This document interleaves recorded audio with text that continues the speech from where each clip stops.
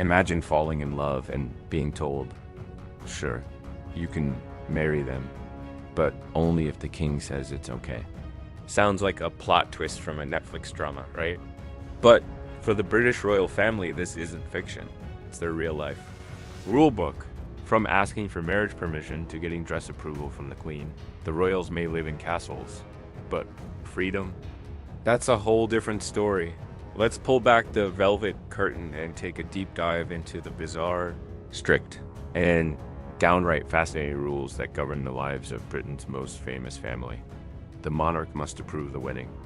Seriously, the royal world, love comes with paperwork and approval from the reigning monarch. Thanks to the Succession to the Crown Act, the first 6 people in line for the throne can't just propose and say, I do. They need the king or queen's official blessing. That means Prince William, his kids George, Charlotte, and Louis, as well as Prince Harry and his son Archie. All need a royal thumbs up before walking down the aisle. And yes, we all remember the drama around Meghan Markle and how even being engaged to a royal didn't guarantee a royal Christmas invite. But more on that soon. Royals of a feather don't fly together? Here's a royal curveball. Technically, royal heirs aren't supposed to travel together on the same plane. The logic? If something tragic happens, the entire line of succession doesn't vanish in one crash, but rules bend for love, or at least practicality. When Prince George was born, Prince William asked Queen Elizabeth for permission to travel with his family. She said yes, and the tradition softened. Flying safer now, after all. Still, it's wild to think that just getting on a plane as a family requires a special nod from the Queen. Walking in the right order matters more than you think when. The royal family enters a room, it's not random, it's like choreography at a Broadway show. They follow a strict order of precedence, especially at formal events. And if you're not in the right place in the lineup, it's a big deal. Of course, there are exceptions. Like in 2019, when the family entered a room together to celebrate. Prince Charles, 50 years as the Prince of Wales. No formal procession. No drama.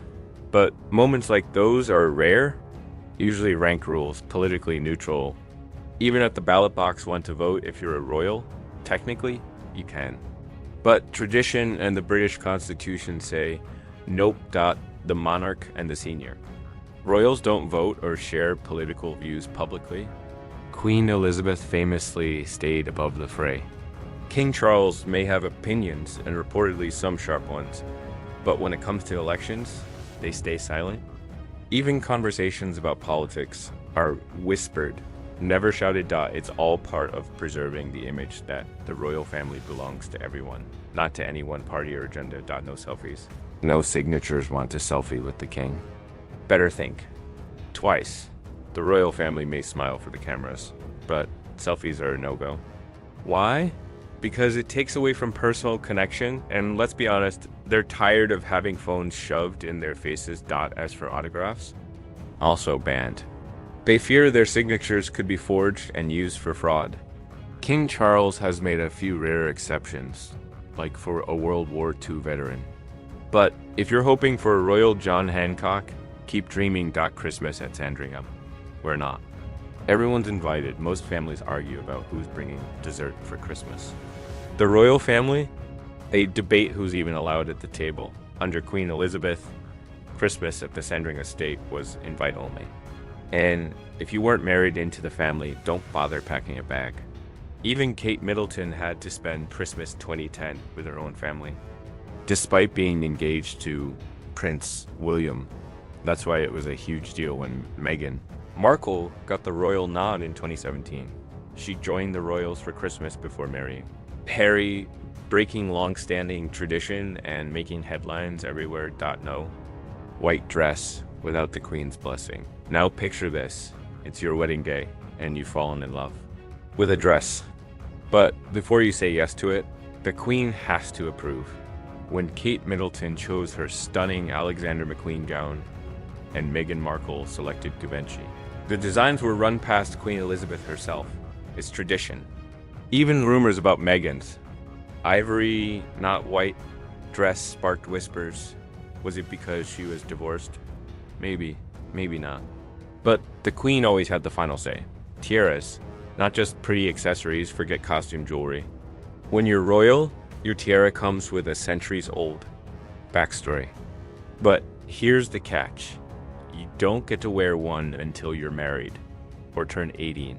At the very least, Kate and Meghan both wore tiaras for the first time at their weddings. After that, it's reserved for formal evening events. Think state banquets, balls, or coronations. Never just because you're feeling fancy and tiaras abroad. Not unless it's a royal wedding or you get permission. Yes, even your bling needs clearance. No PDA at public events. Well, usually, royal couples may be in love, but their public displays of affection are carefully calculated. Royal etiquette. Expert Micah Myers says there's no written rule against PDA, but it depends on the event. Formal engagements. Hands off. Casual walkabouts. Maybe a quick touch. That's why Prince William and Kate often keep their distance in public, while Harry and Meghan have been known to sneak in a sweet gesture or two. Love may rule, but royal duty leads. Gifts come with strings. Literally, royal life means getting a lot of gifts. From foreign leaders, fans, and businesses. It's like Christmas every week. But they can't keep everything. If a gift comes with any expectation of return, it's sent back. Royals can only accept presents from certain organizations or individuals, and they better not be worth over 150 pounds. Yes, that's the royal limit. So next time you meet a royal, skip the diamond earrings. Maybe bring flowers instead. Hats are a big deal, and not just fashion. Ever notice how royal women love hats? At weddings, races, church services, they're everywhere. But there's more to it than style. Back in the 1950s, it was improper for upper-class women to show their hair in public, so hats became the norm.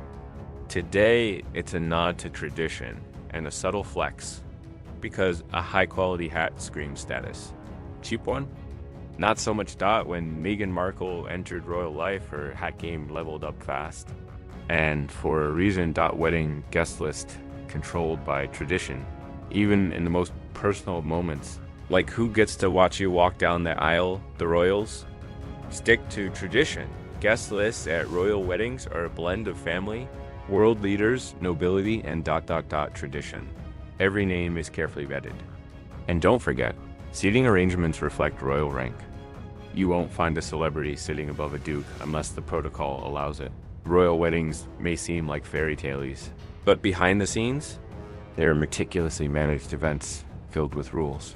Everything comes down to duty versus desire. At the end of the day, being royal isn't about being glamorous. 24/7. It's a constant balancing act between personal choice and public duty.